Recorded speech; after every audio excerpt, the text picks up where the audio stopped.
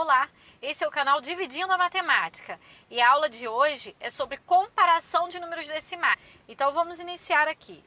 Antes de eu começar a resolver alguns exemplos, eu tenho que explicar duas coisas, que é o seguinte. No número decimal, você tem a parte inteira e a parte decimal. Parte inteira é tudo aquilo que vem à esquerda da vírgula, que vem antes da vírgula. E parte decimal é tudo aquilo que vem à direita da vírgula, que vem depois da vírgula, tá? Então, para você fazer a comparação de números decimais, você primeiro vai fazer a comparação da parte inteira. Se uma parte inteira for maior do que a outra, já está resolvido o problema. Você não precisa nem olhar para a parte decimal. Bom, agora se a parte inteira for igual, você tem que comparar a parte decimal. E na parte decimal, basta você ir comparando casa a casa, ou seja, décimos com décimos, que é a primeira casinha depois da vírgula. Depois, se for igual, você vai comparar a segunda casa depois da vírgula, que são os centésimos. Você vai comparar centésimo com centésimo. Se for igual, você passa para os milésimos, tá? Que é a terceira casa e assim por diante. Sendo que às vezes dois números decimais, eles podem ter quantidade de números, quantidade de dígitos aí depois da vírgula diferente, como acontece nesses primeiros exemplos que eu coloquei aqui. E aí é que vem a segunda parte da explicação, que é o seguinte, vamos olhar esse quadrinho vermelho aqui, olha só. Eu tenho aqui a fração 3 décimos, que em forma decimal é 0,3. Agora, 3 décimos é igual a 30 centésimos. Por quê? Porque se eu multiplicar essa fração aqui por 10, eu encontro 30 centésimos, tá? E quando você multiplica uma fração por um número qualquer, desde que seja o mesmo número no numerador e no denominador, você encontra uma fração equivalente àquela inicial, ou seja, que representa a mesma quantidade. Então, 30 centésimos é equivalente a 3 décimos. E se eu multiplicar 30 centésimos por 10, novamente, eu acho 300 milésimos. E assim por diante. Existem infinitas frações equivalentes a essa, que representam a mesma quantidade dessa. Então, elas representam a mesma quantidade, elas são iguais. Agora, olha só.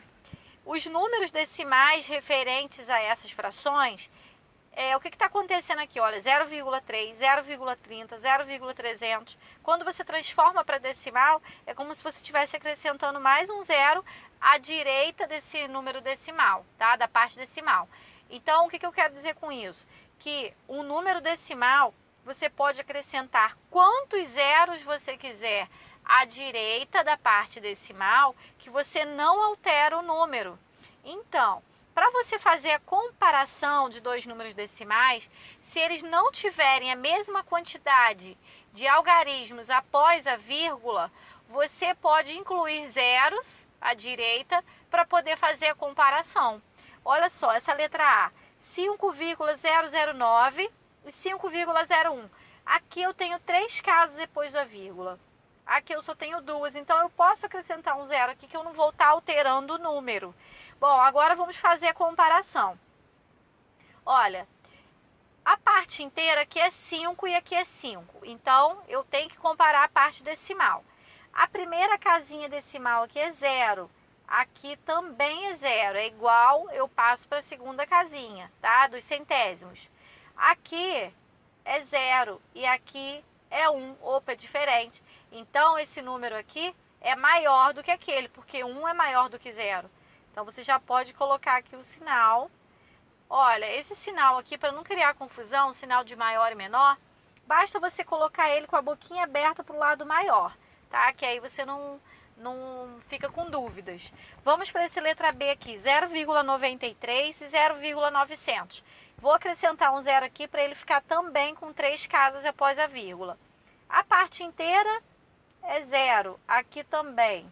Então, vamos comparar a parte decimal. A primeira casinha aqui dos décimos é 9, aqui também. Então, por enquanto, eles são iguais. Vamos para a segunda casa. Aqui é 3 e aqui é 0. Então, 3 é maior do que 0, significa que 0,93 é maior que 0,90, tá? Letra C. Letra C é 8,705 e 8,75. Vou colocar um zero aqui, vai ficar 750, né? A parte inteira é 8, aqui também é 8. A primeira casa após a vírgula aqui é 7, aqui também é 7. A segunda casa aqui é 0, aqui é 5.